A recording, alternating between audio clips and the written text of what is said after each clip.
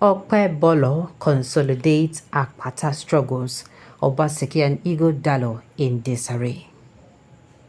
What goes around comes around, says an old aphorism, but in between, things fall apart first. Referring to the way imperialism and the arrival of unwelcome Christian missionaries undermined African tribal system, Chinua Achebe, the great writer and orator in his classic Things Fall Apart, 1958 says, "Things fall apart, the center cannot hold. Mere anarchies loosed upon the world." Achebe relied on the opening stanza of William Butler Yeats' poem, The Second Coming, from which the title of Achebe's novel is taken as an epigraph. Yeats' work also figuratively refers to an uncontrollable chaos in the age of immorality and evil following the birth of a beast as against the morality and good the birth of Christ supposedly presents. Unlike the dysfunction, degeneration, and disintegration, Yeats and Achebe's human societies confronted some people in Edo State. Some people in Edo State are confronting a different decay, disorganization, and decapitation. The hope of the People's Democratic Party (PDP's) candidate in the Edo State governorship election of September 21st, 2024, Dr. Aswe Ighodalo, to govern the state has stumbled into disarray and fast eroding on account of ingratitude, failed promises, backstabbing, liabilities, and sheer evils of the party's elected incumbent governor, Mr. Godwin Obaseki, who troubles as state party leader and Ighodalo's campaign council chairman. The center cannot hold for the PDP, its leaders and members any longer. Today's empirical evidence shows the All Progressive Congress APC, Senator Monday Okpebholo and Honorable Dennis Idahosa consolidating as the candidates to beat. For the Labour Party, LP flag bearers, destructive internal and external forces have severely limited the impact of Mr. Olumide Akpata and Prince Asama Kadiri's SAN organized campaign. Both APC and PDP has respectively defected obedience, the spine of Labour Party, whose leaders are violently struggling for the party's leftover. The forceful hijack of Labour Party Secretariat by youth is embarrassing, if not resolved amicably. Kenneth Sogbon's court case could affect Akpata, whose campaign had earlier suffered the rejection of a placeholder.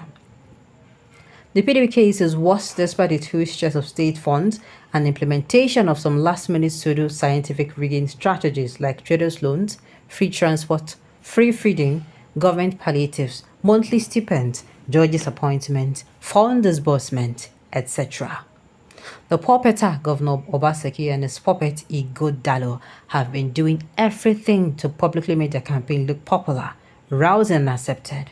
However, the reality underlines that the coming of Obaseki and his faction into the People's Democratic Party to escape the 2020 APC rainstorm has not only shredded the party's umbrella, but also destroyed its foundation.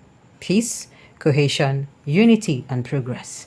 Today, the People's Democratic Party members are fighting themselves. The leaders are decamping in droves. On May 9, 2024, Benin City witnessed uncontrollable chaos.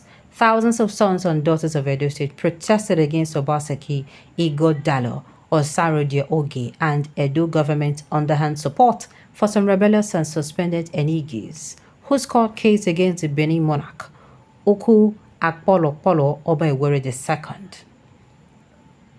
undoubtedly smacks of the voice of Jacob, hand of Esau. The protesters condemned the litigation as sacrilegious.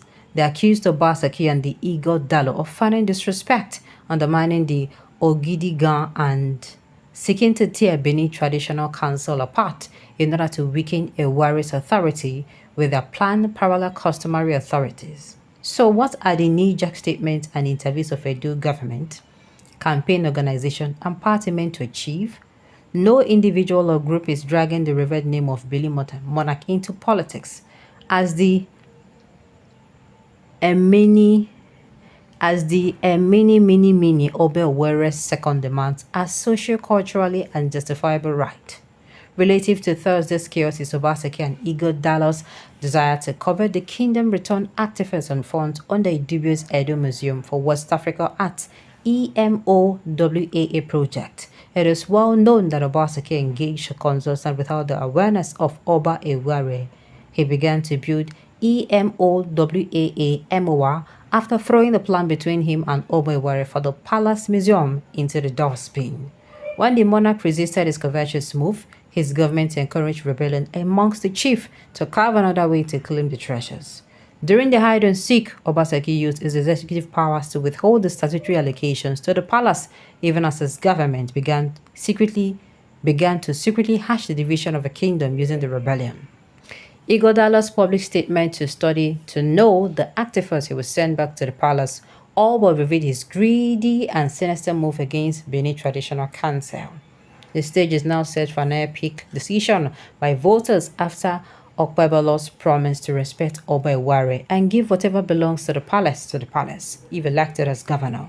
In line with the federal government gazette, all activists fall under the sole authority of the Benin monarch, which the stool has exercised for centuries.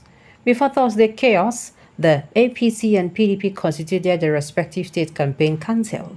The APC constituted a 524-member council under former Governor Senator Adams Oshomele's chairmanship with Senator Matthew Urogede as Director General.